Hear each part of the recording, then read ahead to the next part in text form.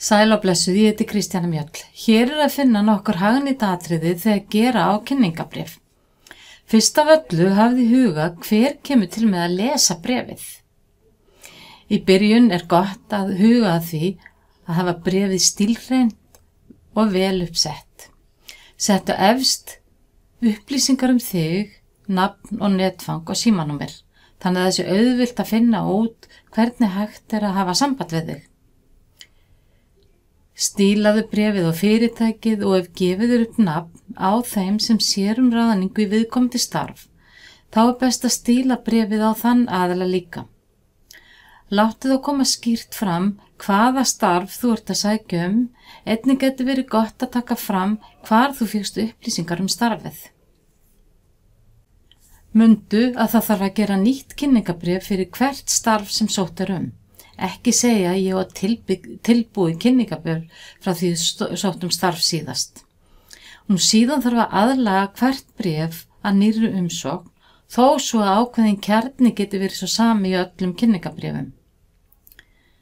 Til þess að gera kynningabréf getur verið gott að spá í eftirfarandi atriði. Hentar starfið þér? Veltu fyrir þér hvort þetta starf henti fyrir þig. Viltu þetta starf í raun og veru? Ef svo gerðu þá eins vel og þú getur varðandi umsóknina. Hvað hvatti þig til að sækja þessa stöðu? Taktu fram í bréfinu af hverju þú hefur áhuga á starfinu. Hvað vakti áhuga þinn?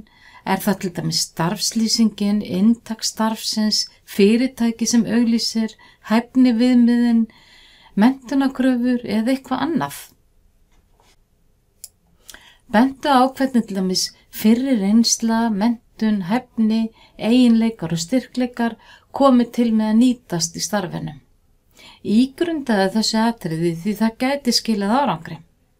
Vertu með atvinna auglýsinguna við höndina þegar þú skrifar kynningabréfið og gættu vel að því að þú uppfyllir þar kröfur eða hæfni viðmið sem sóst eftir.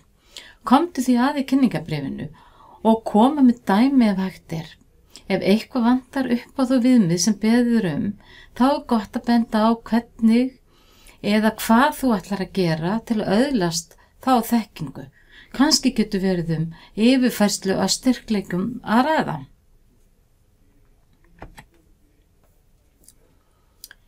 Kynningabréf eiga að vekja eftirtekt og áhuga þeirra sem sjá ráðningaferlið og vekja löngun til að bjóða umsækjanda í viðtal. Vertu skapandi í hugsun og orði. Hafðu í huga að endurtaka ekki ferilskana, dýpkaðu hana frekar, til dæmis með því að koma með dæmi. Ég kann norsku vegna þess að amma mín norsku og talaði alltaf norsku við barnabörnin. Vertu einlægur umsækjandi. Það til dæmis hægt með þeim stíl og orðalagi sem þú notar og upplýsingu sem þú gefur. Vertu faglegur og hnitmiðaður umsækjandi, ekki nota þéttan texta, heldur knappan, auðlesinn og upplýsandi. Notaðu fallegan og villulausan orðaforða sem á við starfi sem þú sækir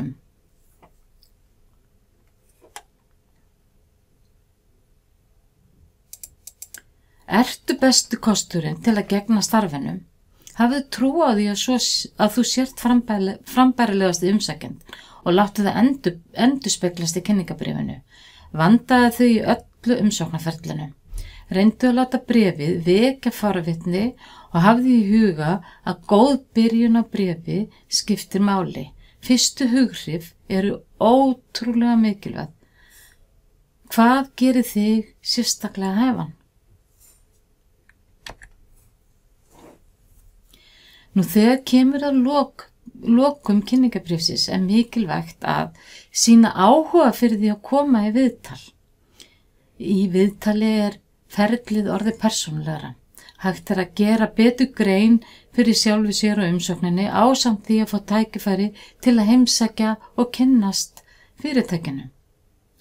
Gott að ljúka kynningabréfinu á nafni umsækjanda, góðri kveðju og undirskrift. Ef hægt að koma því við.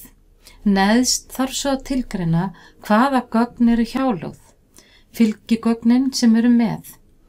Muna að senda engin gögn sem geyma persónulegar upplýsingar, til dæmis prófskírteini, læknisvottorð, greiningar og svo framvegis. Hafðu í huga að síðasta setningin skiptir jafnmiklu máli og svo fyrsta. Mundu að æfa þig fyrir atvinnuviðtalið. Gangi þið vel að gera kynningabréf, ekki hika við að leita til okkar í náms- og starfsráðgjöf ef þið vantar aðstoð. Takk fyrir.